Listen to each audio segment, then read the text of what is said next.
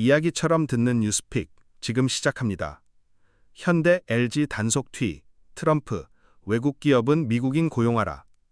2025년 9월 5일 미국에서 역대 최대 규모의 사업장 이민법 집행작전이 실시되었습니다. 조지아주 엘러벨에 위치한 현대자동차와 LG에너지솔루션 합작 배터리 공장 건설 현장에서 국토안보수사국 주도로 진행된 이번 단속에서 총 475명이 체포되었습니다. 특히 주목할 점은 체포된 인원 중 약 300명이 한국 국적자라는 사실입니다. 미국 언론 보도에 따르면 상당수 한국인 근로자들은 단기 비즈니스 비자나 무비자 입국을 통해 합법적으로 미국에 입국했습니다. 그러나 이 비자 신분으로는 허용되지 않는 유급 근로에 참여한 정황이 확인되어 H-1B, H-2B 등 취업 비자 없이 근로한 것이 문제가 되었습니다.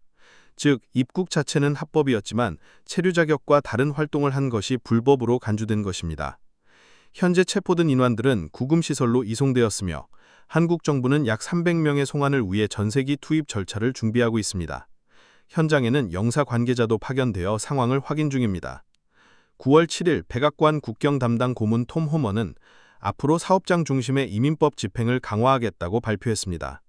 이어 9월 8일 트럼프 대통령은 소셜미디어를 통해 외국 기업들이 미국 근로자를 직접 고용하고 훈련해야 한다고 강조하면서도 합법적 절차를 통한 숙련된 외국 전문가 활용은 허용된다고 밝혔습니다. 이번 사건은 미국의 강화된 이민 단속 정책과 한국 정부의 외교적 대응, 그리고 기업의 인력 운용 방식이 교차하는 중요한 사례로 평가되고 있습니다. 단기적으로는 송환 절차와 공사 현장 재가동이 관건이며 중장기적으로는 외국 기업들의 합법적 인력 운용 체계 구축이 핵심 과제로 떠오르고 있습니다. 고용 줄고 이민 늘어. 캐나다 흐름은 어떨까요? 2025년 9월 5일 캐나다 통계청이 발표한 8월 노동시장 동향을 살펴보겠습니다. 먼저 핵심 수치입니다. 전체 취업자가 전월보다 6만 6천 명 줄어들었고 고용률은 60.5%, 실업률은 7.1%를 기록했습니다. 특히 주목할 점은 감소의 핵심이 파트타임 일자리 축소였다는 것입니다. 25세에서 54세 사이에 핵심 연령층 남녀 모두에서 고용이 줄었습니다. 산업별로 보면 제조업과 운송창고업에서 약세가 두드러졌습니다. 지역별로는 온타리오에서 약 2만 6천 명, 브리티시 컬럼비아에서 1만 6천 명, 알버타에서 1만 4천 명이 감소했습니다.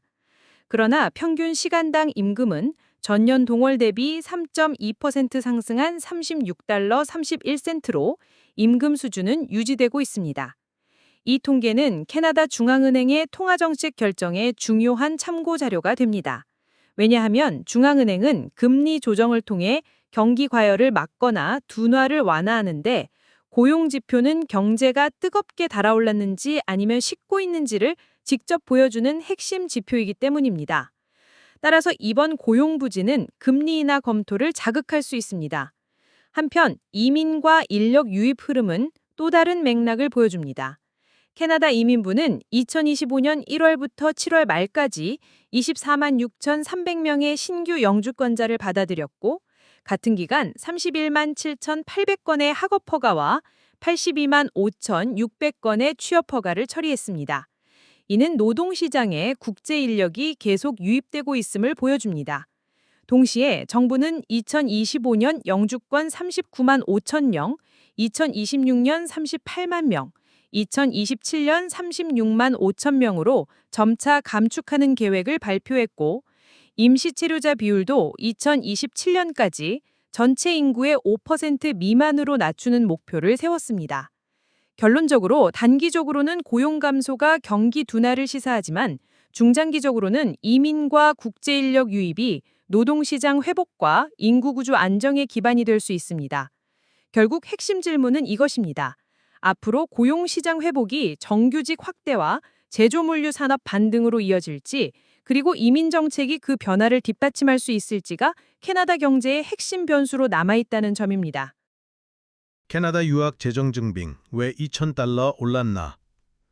캐나다로 유학을 계획하고 있다면 꼭 알아야 할 중요한 변화가 있습니다.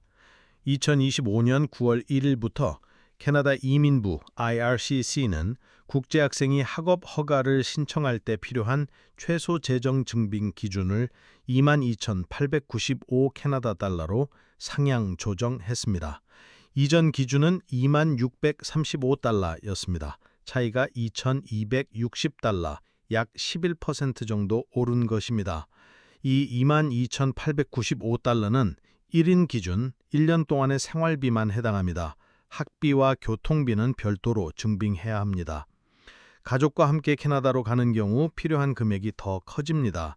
4인 가족이라면 42,543달러를 준비해야 합니다. IRCC는 이번 변화가 최근 몇 년간 캐나다의 생활비와 주거비 상승을 반영한 조치라고 설명했습니다. IRCC는 앞으로 매년 이 기준을 새로 검토해서 조정할 예정이라고 밝혔습니다.